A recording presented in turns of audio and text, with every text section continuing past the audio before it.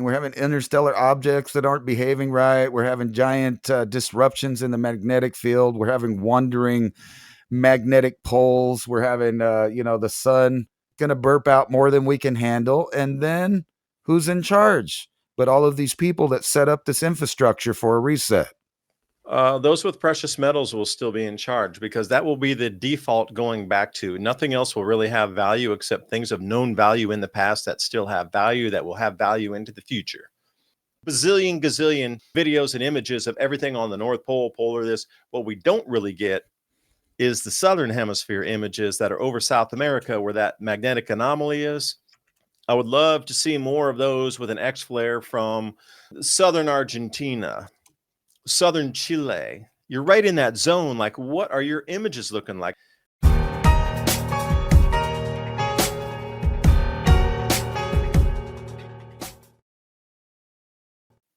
That's my 2 cents to start us off here. Three wooden nickel and a 3 and a fake old 3-cent copper penny.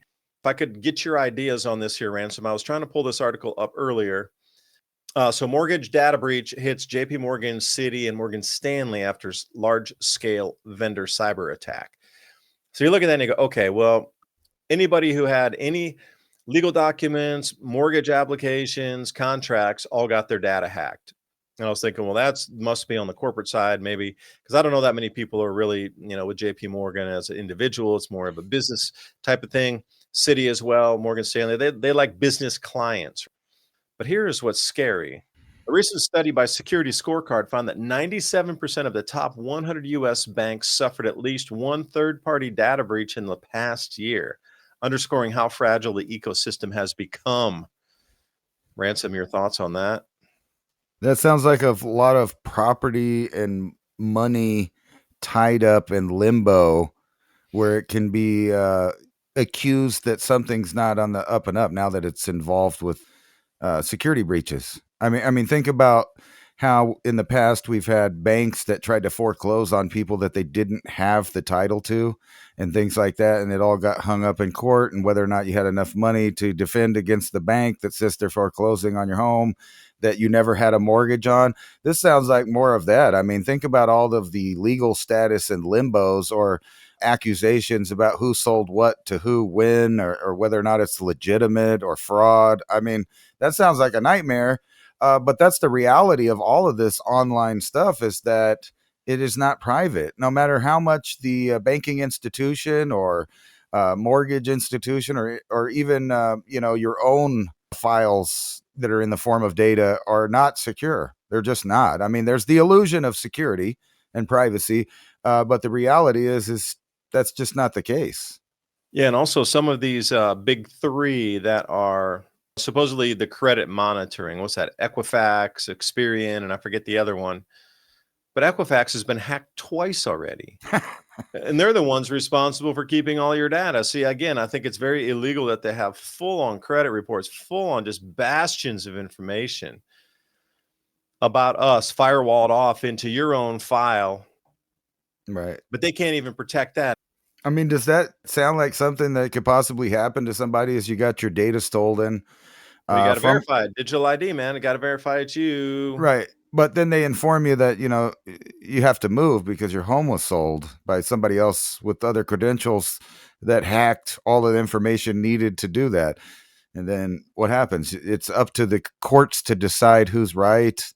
But that's just like a scary thing. But that happens constantly with all of these things, like even the entertainment ones with Social Security, like all of the different ways that you could have metadata. It seems like they've been breached at one time or another, from Apple to Amazon or even X and some of the other platforms that allow you to pay for things or have interactions with money because you tied your financial information in there. And think about the way that X is set up. If you want to have a certain status on it, you literally have to give them a copy of your photograph, your ID. So you have to verify on the internet that you are indeed that person. So that's where all of this is going. Banking, social media, your health records, and appointments, things like that, or whether or not you receive Social Security. It's going to be tied up so much within the government and for the private sector that no one will ever be sure of anything. We've all seen the headlines talk about Ozempic and similar miracle weight loss shots, but what most people don't realize is that major analysis just found out that people who stopped taking these weight loss injections gain nearly all their weight back within a year. That's the catch. These drugs only work while you're on them. They're expensive, and the moment you stop, your body fights back. This is why I like BioTrust GLP-1 Elevate, and everybody these days is obsessed with weight management results. GLP-1 helps my body naturally trigger the same hunger-controlling, craving-reducing signals that Ozempic would, without needles, prescriptions, or the scary side effects. It also helps reduce hunger hormones, supports fat loss instead of muscle loss, and helps maintain healthy blood sugar levels. For a limited time, you can grab a bottle of BioTrust GLP-1 Elevate right now for 40% off only at trimwithadapt2030.com. Plus, you'll receive a 60-day satisfaction guarantee and the free express shipping on subscriptions. Once again, go to trimwithadapt2030.com or click on that link in the description box below. And we've talked about that on in a different level, like as far as watching media. We're beyond the point that realistic things can be created and then sold to the public as a reality. And, you have to wonder sometimes, are some of those things happening? But, just for a minute to get a little woo woo here before we get back into the financial transition of the No way. nations of the planet. We're gonna stay woo woo. I got to want to follow you on this. I'm like a duck on a June bug, dude, right on top of the supermoon dust. We're in these little, real cycles that everybody's has these ideas about. So right now tonight, if you go outside and look up and your skies are clear, you can see the last supermoon we're going to have for some time. It's not expected to be visible again until 2042. So here's a little lunar cycle of a supermoon. So imagine back in time, all through these other cycles where man constantly looked at the moon. And, sometimes it's far away, sometimes it's close, but every so often it's just, giant in your face, unforgettable. And they kept track of everything like that. But there's this whole other scale outside of our planet and our moon and the way we look at the stars of these other things floating around. Just so happens to be around the same time our sun might be acting funny and our magnetic field might be a little funny. And I know everybody's all on this whole story that's unfolding, which it's a pretty impressive story, and it causes so much speculation that now even some of the naysayers, it's an electric comet, or maybe they say it's just a big rock, or it's a normal comet. There's just so many weird things about it now that the weird things are outnumbering the normal, natural idea of how we think these objects work. So now they're saying, it has a mysterious heartbeat pulsating from interstellar object 31 Atlas as it nears Earth, right? And what they're talking about basically is, let's see here, what's the Is it a next thing? comet or is it a spacecraft, Ransom? Right. There's things that would indicate maybe it's both, as some people on the internet are saying. It could be both. You can't rule out one just because it is the other, and vice versa. But you look at these super straight jets in this almost geometric pattern here, and the way that it has been putting out jets. And Greg Allison over there on his channel has been covering it. There's been this long straight jet coming out of it that when it was behind the sun put out this giant poof, like it accelerated or had some kind of explosion and left a lot of debris behind. And then the weeks following, it starts putting out these structured jets with what they're calling, Loeb over there is calling, hey, look, it looks like internal propulsion. And we already know that it's not behaving in the normal way of a normal object that tumbles and moves around. And if it had any jets on it, they would be leaving these kind of spiral things near the center of it. That's not what you're seeing with this. That's a great photo too. And I might say the trajectory of it changed heading out toward Jupiter, where it's going to be ahead of Jupiter, when before it was supposed to arrive exactly at some sort of conjunction with Jupiter. But after it came around behind the sun, it's actually sped up. So the new models are showing it going out, ahead of Jupiter. Right. And something happened there. So are our mathematics that bad that we can't even track an object in the sky, or did it actually speed up? There's plenty of evidence to suggest that something is going on that we can't recognize, and that possibly is technological in nature, simply for the reason that not only is you're getting these weird symmetrical jets out of it that seem to be keeping it on a specific course, the acceleration, the non-gravitational propulsion that it's been showing is not natural at all. Like I said, usually with these objects you see tumbling and effects like that and uneven outgassing of different materials. But that's not what you're seeing with this. It seems to be course correction, and Hmm. it still might be a natural object.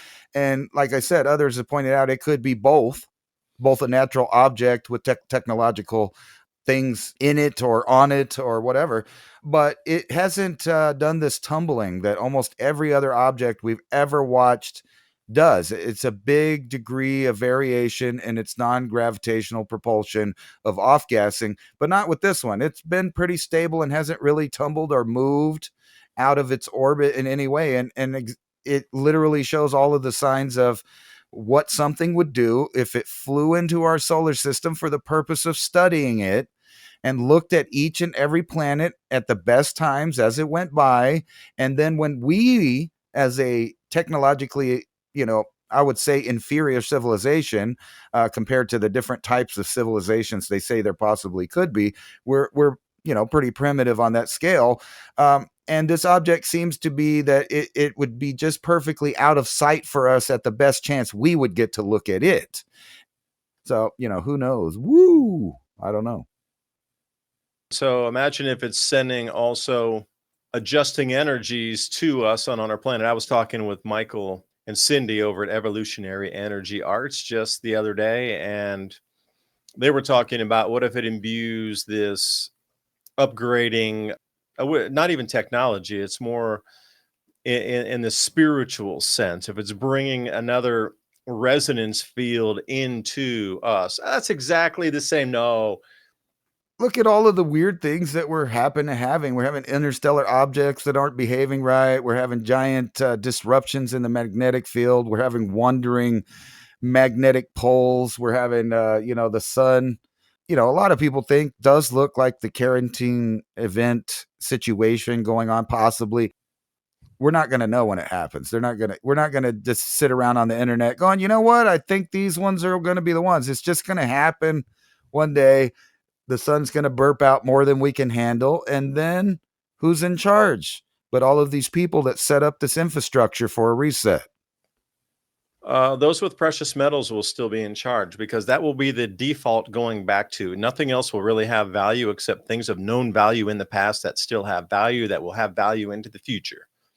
Tools, seeds, skills, metals, food, and whatever else.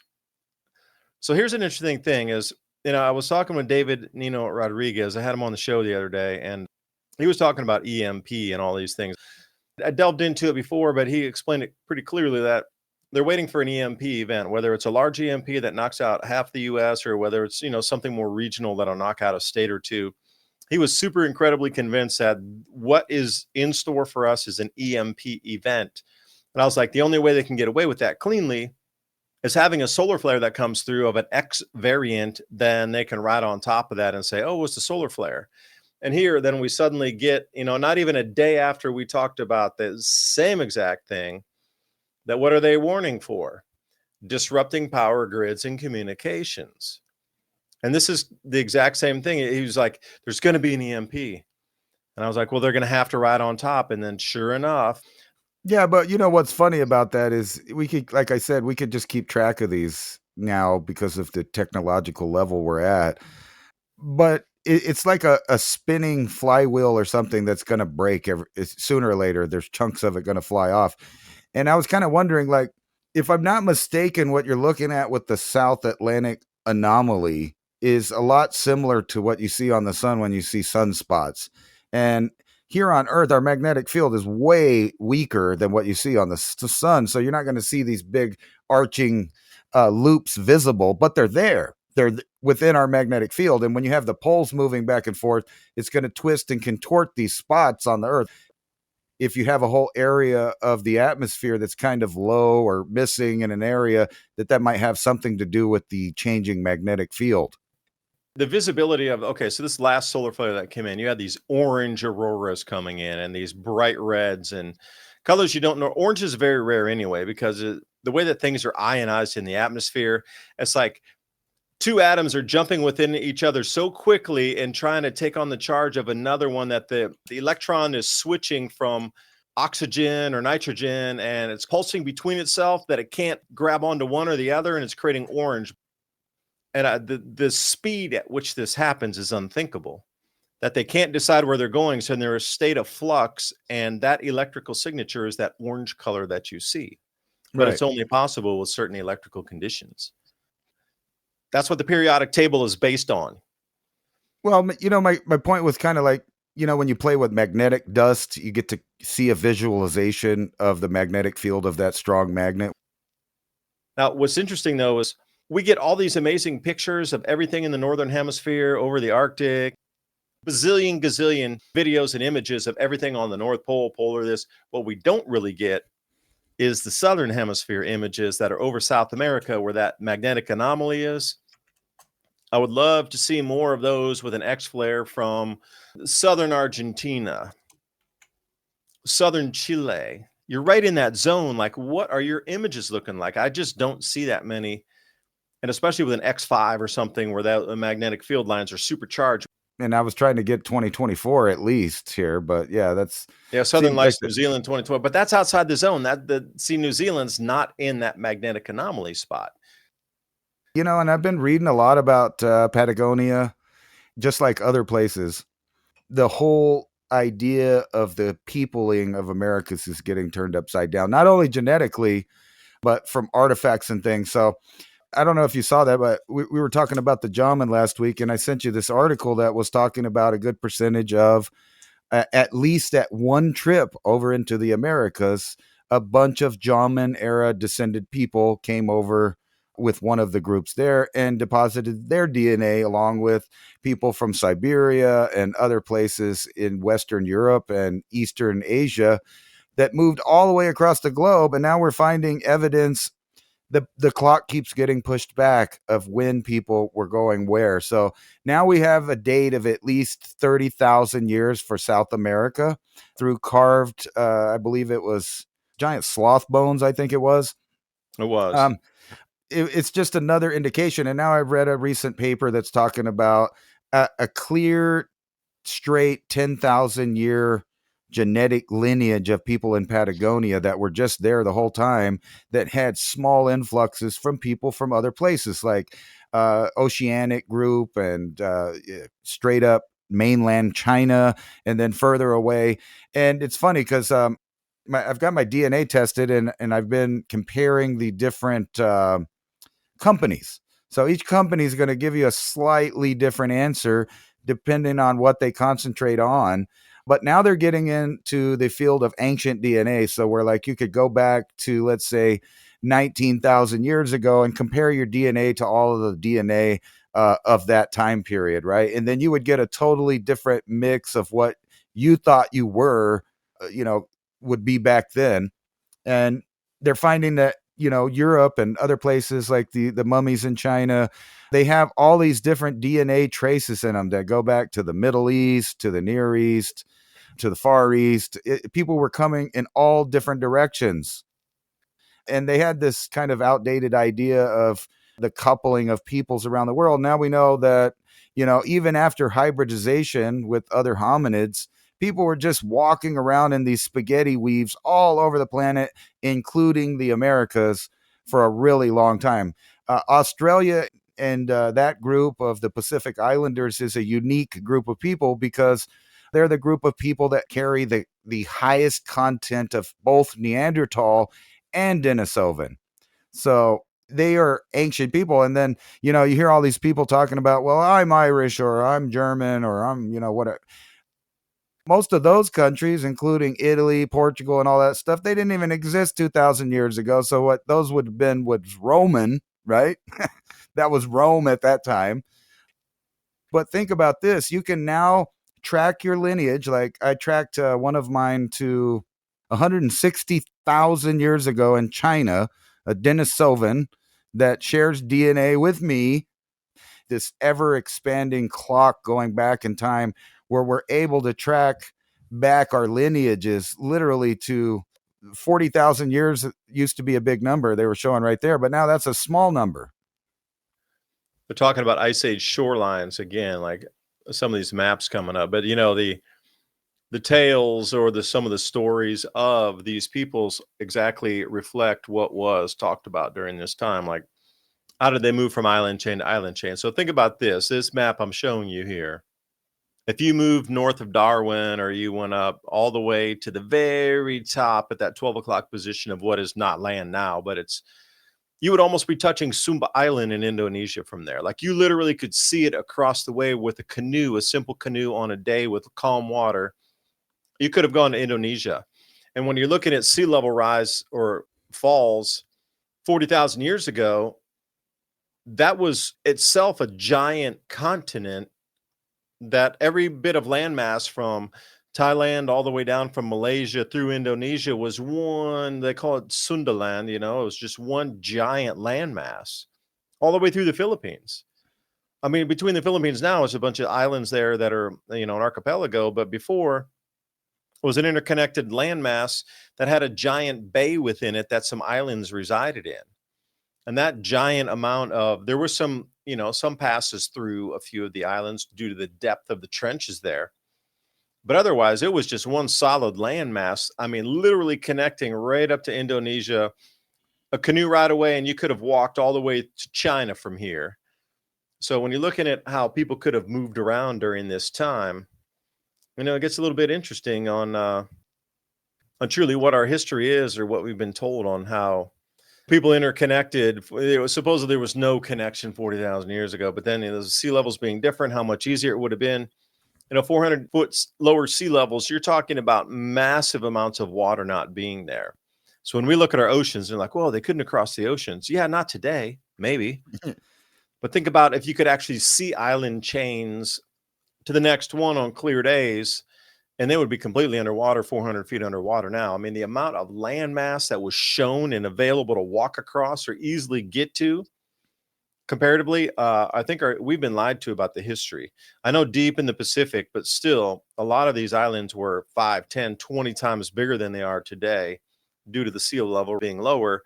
And some of those what were considered wide gaps between each and other of those steps now in today's world were very doable and even rudimentary sailing vessels. I mean, shit, people go out in the ocean on 15-foot, 20-foot, 30-foot schooners. I mean, what if you were a village and you could build an 80-foot schooner or some sort of canoe rig like they did in Hawaii, you know, Rapa Nui? That whole entire Polynesian culture advanced using star navigation as well as using sails at the time, along with the canoes and, you know, outriggers and everything.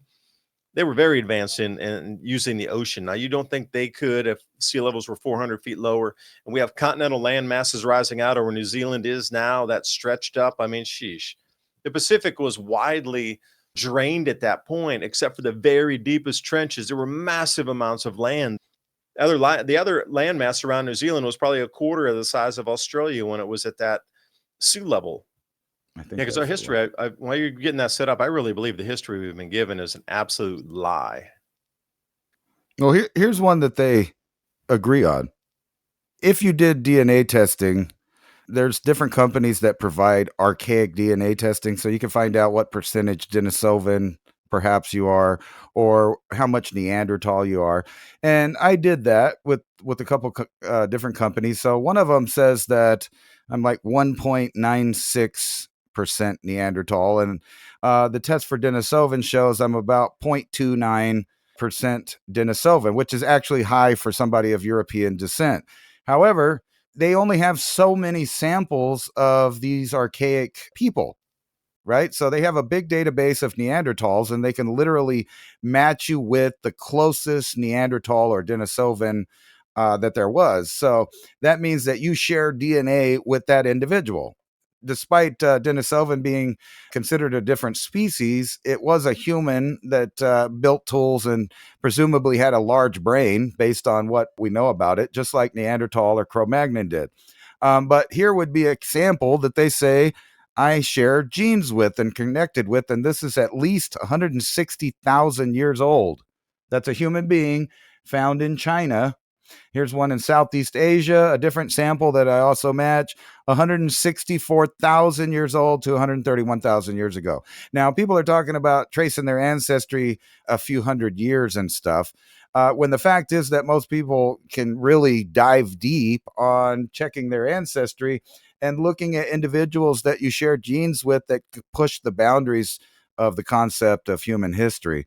So some of the Neanderthal samples, I think one was at 50,000, another one that I matched was at 100,000. But those are people living in Europe, China, and elsewhere that are either off a different branch that you shared a mother with, or literally in the same branch that you are today. Gives you kind of a breakdown of your ancient DNA as far as about at the turn of the ice age. If you compared me with someone 20,000 years ago, I would match East Asians about 3 to 5%. Yet, if you did a test that said more recent, it would show, oh, well, your family lived in the UK for the last 2,000 years. What we've seen through history, was Venus a captured planet? Was it transiting through our solar system and it was captured? Is that a comet? Was that part of our ancient history as well? Because there's so many stories of gods capturing other things and slaying things in the sky, where they were looking at the heavens with different types of electromagnetic events. You could actually see the planets like we do along the ecliptic, at least where I am. They're off from my field. It's going off to the west. Now, suddenly I'm looking at that, and then what if I see a new one captured going the other direction?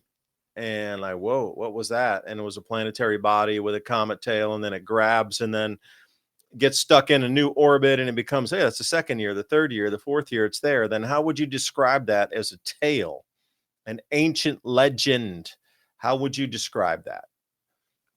We know pretty much for a fact that people saw whatever impacted the earth in various places over a period of time, about 12,900 things were happening, and there's documentation of it. I mean, like areas, and this is kind of where I was going with this, with all the technological government, everything changing. That say you were a person that lived back here in the Indus Valley at this city, and all of a sudden it just stopped raining. One month it rained less, then next year was even worse, and then by a couple of decades there was very little to no water around you, and you had this major metropolis there that had flushing toilets, public fountains. It was really almost next level as far as everything but the wheel, allegedly. But soon they met people that had the wheels, and then things went crazy as far as civilization, from Mesopotamia all the way over to India and China right afterwards. But something happened right here in the Indus Valley here that just rocked these people, where slowly it just became unlivable. And they're thinking that it's between, earth changes as far as weather patterns, but not only that, maybe some kind of major earthquake that happened around there at the time. And this is not far from Mohenjo-Daro, where you find people with radiation on their bones, no telling what it was. But most likely that would be either some kind of technology. But say you don't believe in that kind of stuff, you scratch that idea. It's not impossible for a object from out of this solar system to come in that's something like 3i Atlas, or something else that may be radiological, of a big burst over where people live and just eradicate an entire area, and then everybody left forever. And then you think about, how does that kind of fit into today's life? What signs would they have been seeing when they lived there? I think they might have been seeing stuff like manufacturing shrink, jobs disappearing, people leaving, things like that, things that are not unfamiliar to us today in a technological world, or maybe, massive layoffs, millions of people with nothing to do. And what do? They do what we just said a minute ago, where it's becoming obvious that people of ancient times at various different cataclysmic events just got up and they moved. I mean, imagine all the people that left Vesuvius or other places like that because they were like, you know what, that's too scary. I'm leaving. We're taking our family. We're gone. And then their next door neighbors are like, I've been here since my great grandparents. Nothing going to happen. That thing never does nothing. And then boom, one day it's changed. If it was something that you could predict, as we might be able to do today in technological sense, knowing that we're kind of set for something natural to happen to the Earth. Yeah, and I would go on with that and say the amount of volcanoes that are waking up currently is well, it's astounding. We had that Afar region just over there in Ethiopia that hadn't erupted in 10,000 years to 12,000 years. They're not even sure. It's a 10 to 12,000 year range of eruption. That's a damn big 2,000 year gap. Are you telling me that you can't precisely tell when that volcano erupted, that there's a 2,000 year possibility of error on that? That's 20% of error. Like, that's ridiculous that we have all these sciences that we can't even know. In terms of some sort of earth change that people are preparing for, governments, billionaires, etc., they seem to have mapped it out pretty good on the cycle duration, the onset, the intensification, the apex of earth changes. So where does this leave us then? Because people are preparing for something. So be governments and try to deal with that. It's actually here now. And how do we deal with it?